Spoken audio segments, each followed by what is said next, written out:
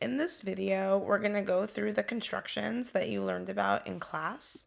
So the first construction that we're going to do is the perpendicular bisector construction. So what we're going to do in order to do that is we're going to put our compass on one of the endpoints of the line segment.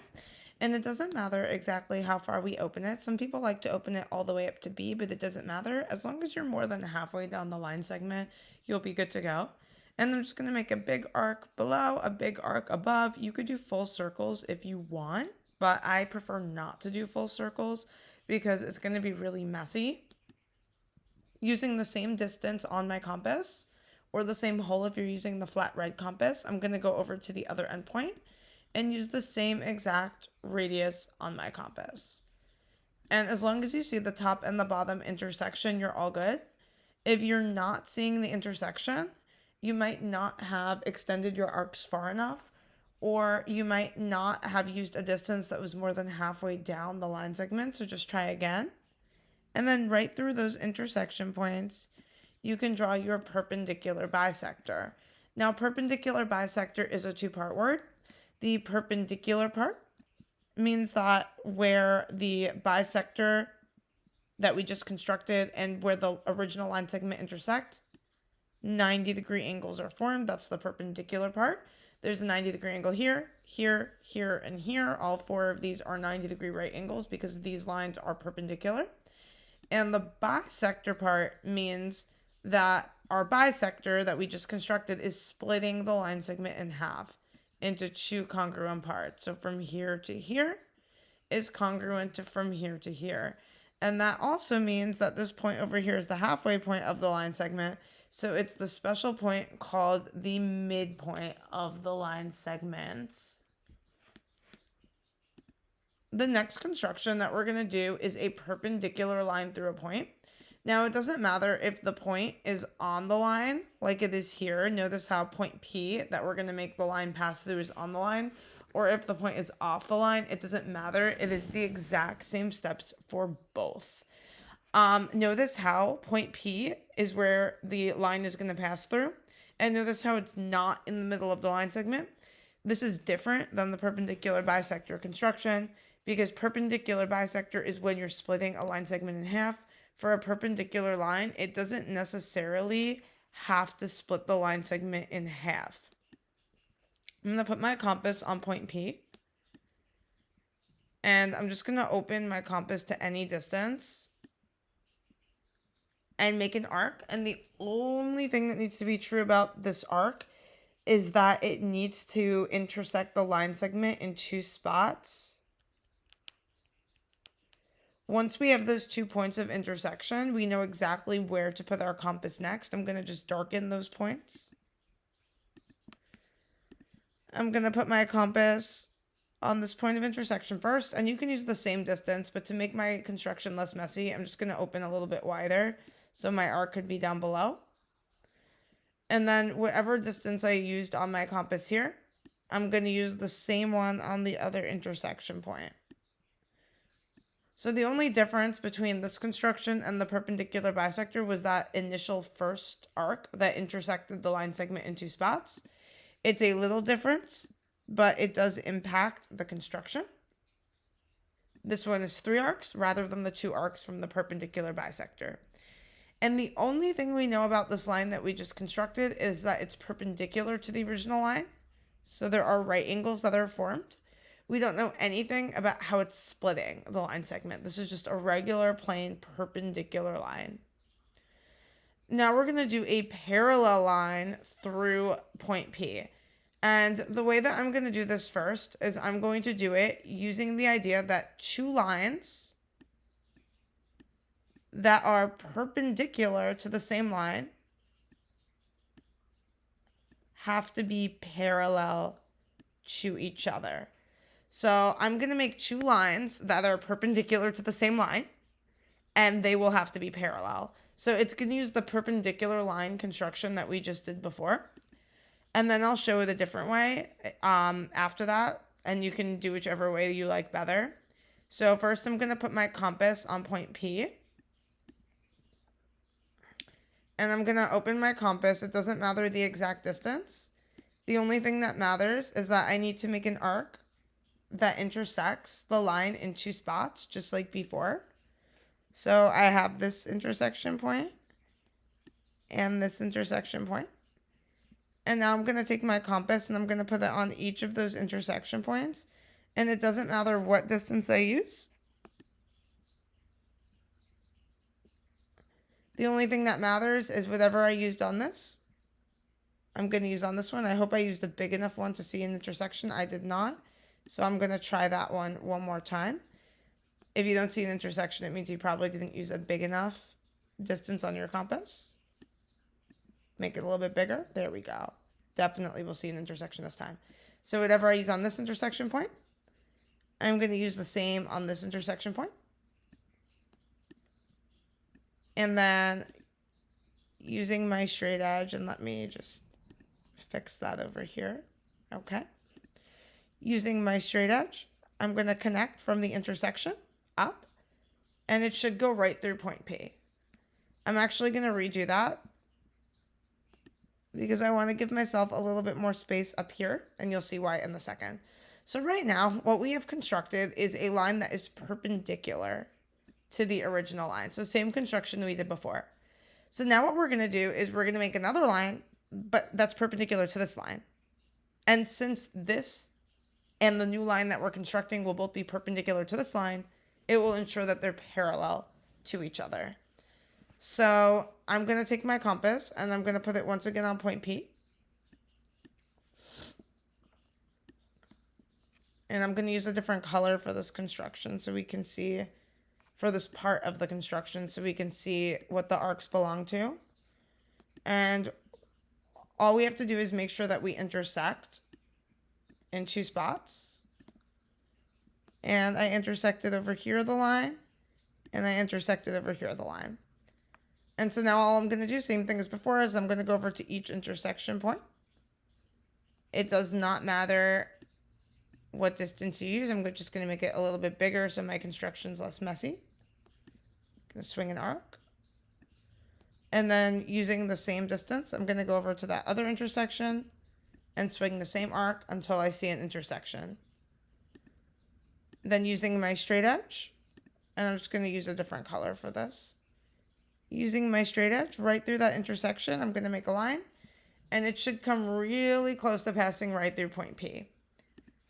This line that we just constructed is perpendicular to the yellow line that we constructed before. And notice how it is parallel to the original line. So that is one way that you could make a parallel line using the fact that two lines perpendicular to the same line are parallel.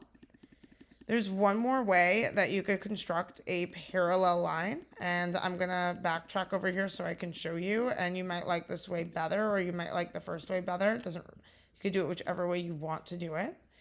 And the way I'm going to start this one off is I'm going to just make a line that goes through point P. If you make it slanted with your straight edge, the construction will be easier. We call this a transversal. It's just a line that intersects another line at one spot. So we have a transversal here. Notice the angle over here. I'm going to take my compass and I'm going to put it on the vertex of the angle. And I'm going to open my compass and swing an arc. And the only thing that needs to be true about this arc is it just needs to hit the angle in two spots. So notice how I hit the angle here and I hit the angle here. And before I lose that measurement on my compass, I'm going to go up to point P. And I'm just going to swing the same arc using the same measurement. Okay, now I'm going to take my compass down here. I'm going to put it on one intersection point. And I'm going to match up to that other intersection point. And this is going to give me the measurement of the angle. Because basically I'm measuring the angle and then I'm going to copy it. So I measured the angle. And now I'm going to go up here. And I'm going to put that measurement over here. I'm copying this angle to over here. And that's it. I'm going to use a different color. I'm going to use yellow again. Through this intersection of the two arcs, draw a line. Should be parallel to the original. So once again, whichever way you like better, you can. These angles are something called corresponding angles, and that's why they ensure that the lines are parallel. You may or may not have learned about corresponding angles yet, but that's coming soon. So this is another way to do the parallel line construction. Here we're going to do an angle bisector. So we're going to split an angle into two congruent parts. So I'm going to put my compass on the vertex of the angle. And I'm going to open up my compass and swing an arc. And the only thing that needs to be true about this arc, just like in the other constructions, is it just has to hit the angle in two spots. And once we get those intersection points, you might already guess what we're going to do. We're going to go on to one and then the other using the same measurement. I'm going to just make it a little bit bigger. It doesn't matter. Make an arc. And then without changing it, go on to the other intersection point. Swing the same arc just until those arcs intersect. Right through that intersection, connect to the vertex. And we should have split the angle into two congruent parts. We have our angle bisector. Here we're going to do a construction that combines the previous two. It says, given the line segment below, use a compass and straight edge to construct a 45-degree angle whose vertex is at point M.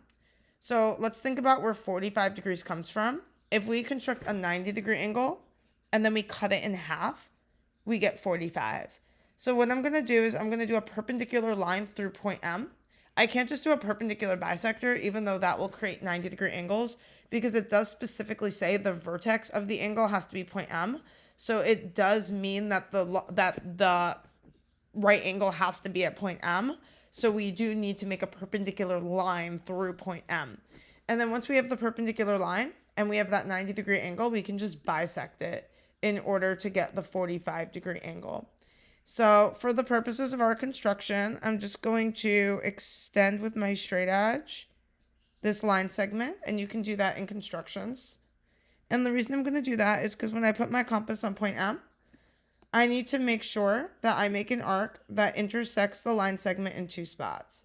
And if I didn't extend it, and you could try this, you can draw MT onto a paper and try it. You would see that since that was the end point, that there would be no way to get an intersection over here on this side unless I extend the line segment. I'm going to put my compass on one of those intersection points. Open a little bit bigger, doesn't matter the exact distance. Swing an arc. And then the same exact arc on the other intersection point. There we have that. And now using my straight edge through the intersection and up, I have my perpendicular line. So what we have just created is we've created a 90-degree angle. And now we can bisect it. I'm going to take my compass and I'm going to put it on the vertex of the 90-degree angle, the vertex of the angle I want to bisect. And I'm going to swing an arc. And the only thing that needs to be true about this arc, oh, it didn't change color. Let me try that again. I wanted to get a different color. There we go. The only thing that needs to be true about this arc is that it needs to intersect the angle in two spots, which it does. And now I'm going to pick up my compass. One intersection point first. Swing an arc. The other intersection point. Swing the same arc. And right through the intersection to the vertex, I have my angle bisector. So now our 90-degree angle has been cut in half. So each of these pieces is a congruent 45-degree angle. Now we're going to make a regular hexagon inscribed in a circle. So I'm not going to do it with all the circles that make the flower like you may have learned in class. I'm going to just do it with arcs because it's faster and it's less messy. So I'm going to start by taking my straight edge and I'm just going to make a, you can make a radius. I made a diameter, it doesn't matter. And then I'm going to put my compass on the center and I'm just going to open up to the length of the radius and I'll just put a little arc to show that I measured.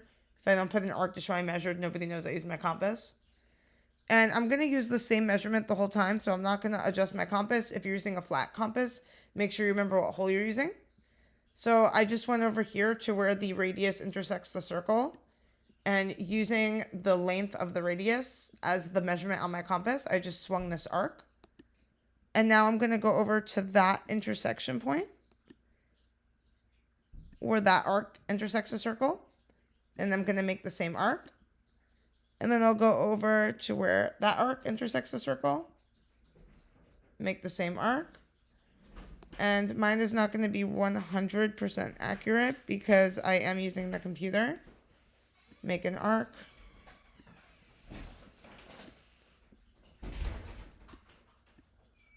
And then I'm going to keep making the same arc.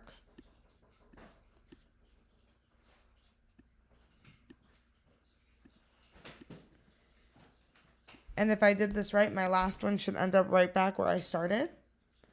And it did end up really close to where I started. So to make the hexagon, all you need to do is connect. Let me use a different color for that. Connect all the intersection points together.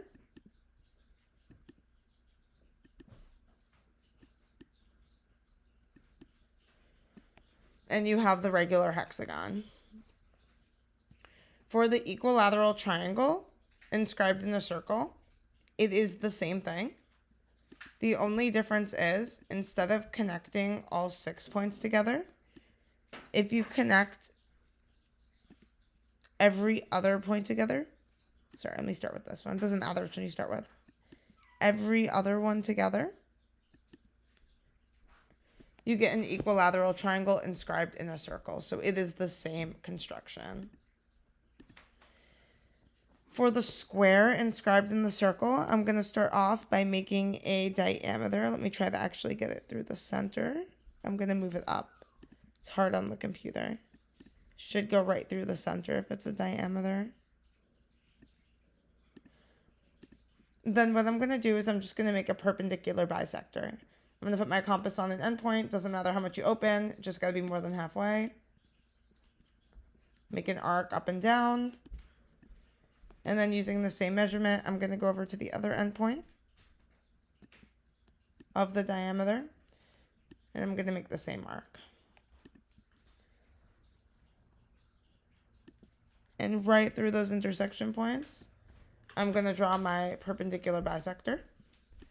And then the way that we're going to get our square is we're going to connect the endpoints of the diameter and the endpoints of the perpendicular bisector. And here we get a square inscribed in a circle. And from this construction, we know that the diagonals are congruent because we made the perpendicular bisector.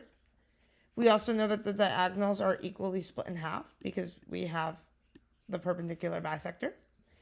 And we also know that right angles are formed when the diagonals intersect because of the perpendicular bisector.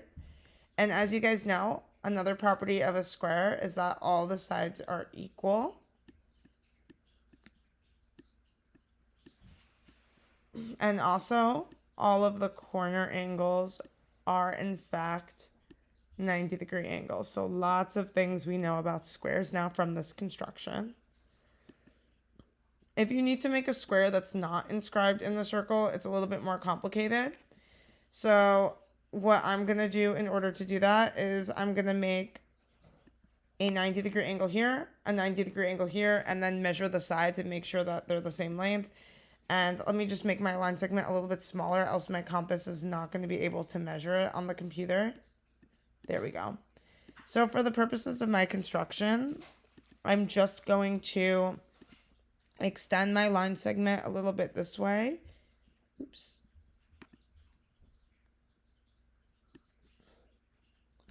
And I'm going to extend my line segment a little bit this way. I'm just doing it in a different color so I can know it's not actually part of the line segment. I'm going to put my compass on point M first, and I'm going to make a perpendicular line. So I'm on point M.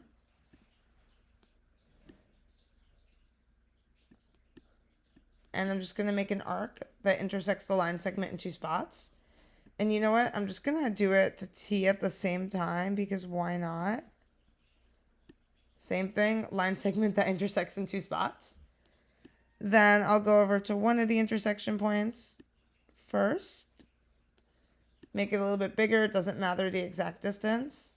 Swing an arc. And then use the same measurement over here. And in fact, I'm just going to use the same measurement on these intersection points because why not? I'm going to knock out both of these perpendicular lines in one shot because it doesn't matter exactly which hole you use or which, if you're using the flat compass, or exactly which distance you use. Okay, I'm going to connect down. Oops, I got to connect that a little bit better. Let me use a different color also. So hard to use the straight edge on the computer. I wanted it to get right through this intersection point. There we go. Very difficult on the computer. That one was a little bit better. Not really. Let me try that one more time. As I mentioned, very difficult on the computer. There we go. So now we know that a property of a square is that it has 4 equal sides. So I do need to ensure that all the sides are the same length. So I'm going to measure the side that we were given, MT, with my compass. So I'm just going to line this up. That looks like a pretty good measurement. So I measured with a little arc. And now on this side, that measurement will be here. On this side, that measurement will be here. And that's all I need because now I can connect from here to here. So my square is this 4-sided shape over here. I know for sure from my perpendicular lines that it's got 90-degree angles everywhere. And then from measuring the length of MT and using it for all the sides, I know that all the sides are equal. They are all the same measurement as side MT. Next, we're going to construct a line of reflection. So in order to do that, and that's the line that this was reflected over to get this. So the line of reflection should be equidistant right in the middle of the two shapes, so equidistant from the points. So I'm going to connect this pre-image and image point together, C and C prime. And I'm going to connect this pre-image and image point together, A and A prime, just because they're like closest together. You only need to do 2 of them. If you do all 3 of them, it'll be more precise, but 2 is enough. I'm going to go over to one endpoint of one of the line segments. And I'm just going to make a perpendicular bisector. So more than halfway down, top and bottom. And then, oops, moving my whole shape over here. Same thing.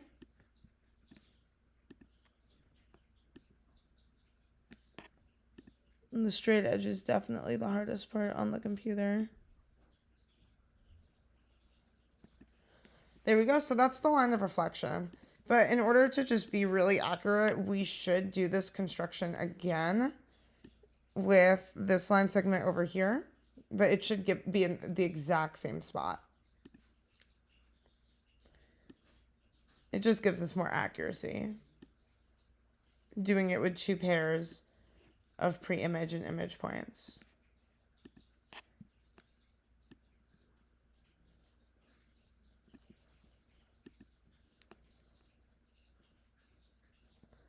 And I'm on the computer, so it's not 100% accurate. But the lines of reflection should mostly overlap or should completely overlap because it should be the same line of reflection. So we can see the line of reflection is in the middle of the 2 shapes, equidistant from each pre-image point and image point. So like from C to the line should be the same distance as from C prime to the line. From A to the line should be the same distance as from A prime to the line.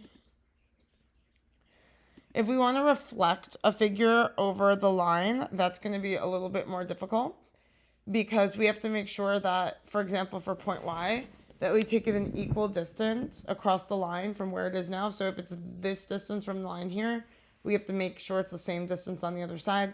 And we also need to make sure it travels perpendicularly. So what I'm going to do first is I'm going to make a perpendicular line to this line through point Y, and I'm just going to do point Y for now. So I'm going to open this, not big enough because I need my arc to intersect in 2 spots. There we go.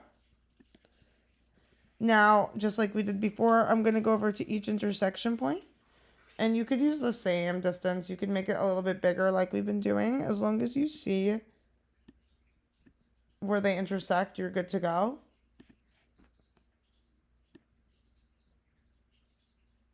Okay.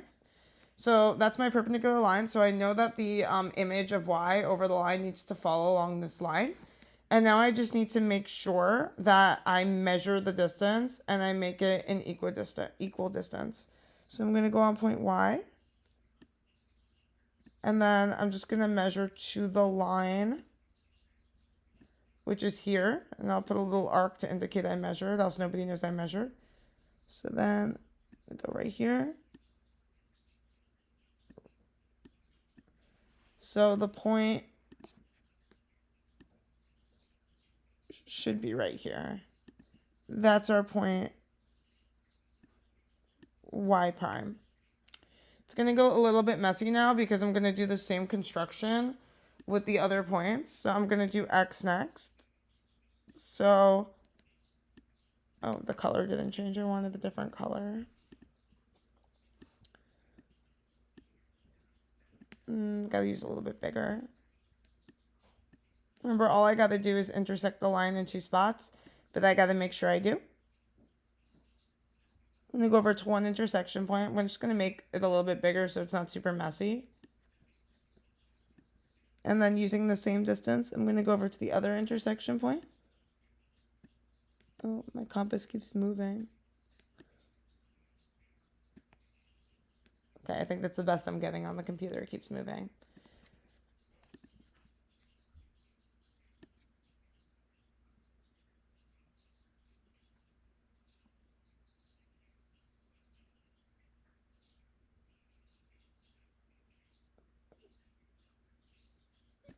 As I mentioned, the hardest part is using the straight edge.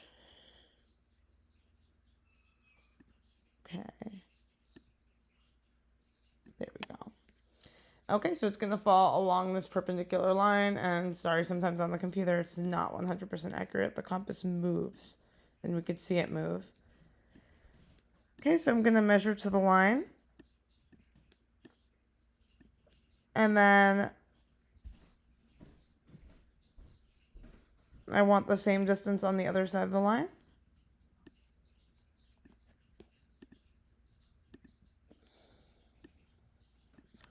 So that's going to be our point X prime. And then the last one that we have to do is W.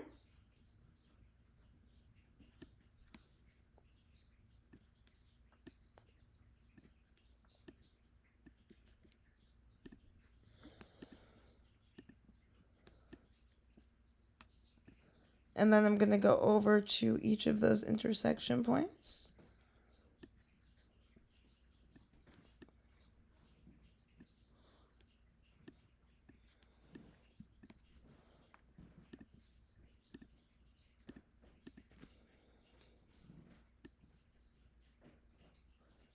And it gets really confusing with all of the construction marks. It does.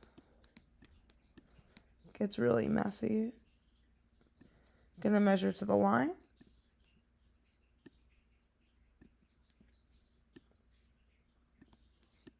Okay, that looks pretty accurate. And then I'm gonna bring it in equal distance to the other side of the line, which would be right here. And that's our point W prime.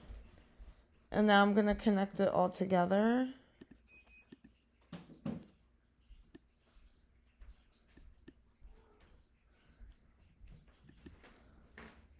And it should be a congruent figure to the one that you started with. It should not have changed size at all. And it should just be flipped over the line.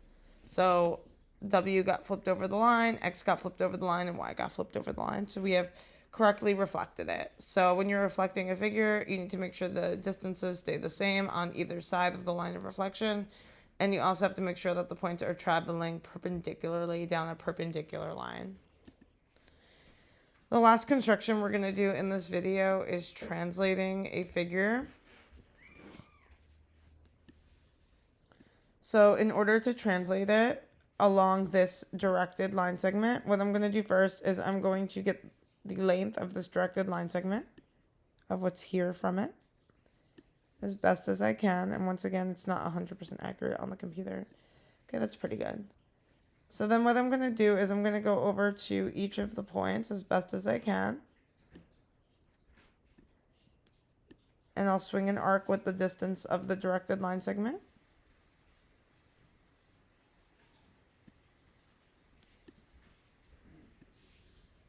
And I'll just extend it so I don't have any issues with that.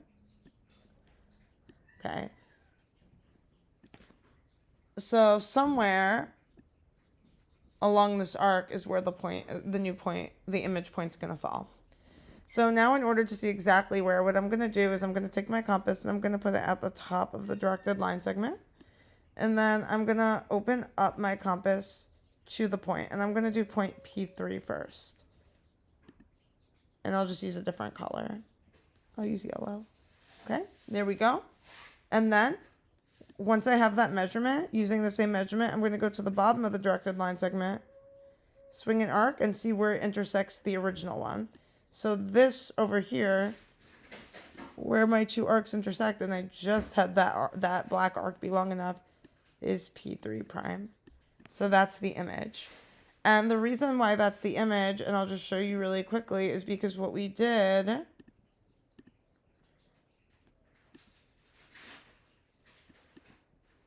is we found the missing point to make a parallelogram with the points of the directed line segment and the pre-image point.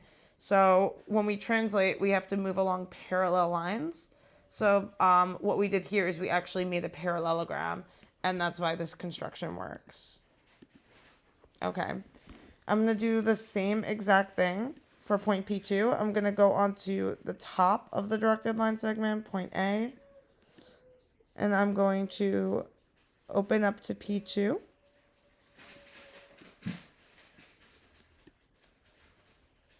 And it's not going to be 100% perfect here on the computer. Put a little arc to show I measured. Then I'm going to go over to B and use that same measurement. And here where they intersect is the point P2 prime. And then finally, I'm going to do the same thing. I'm going to go over to point A, and I'm going to open up to P1.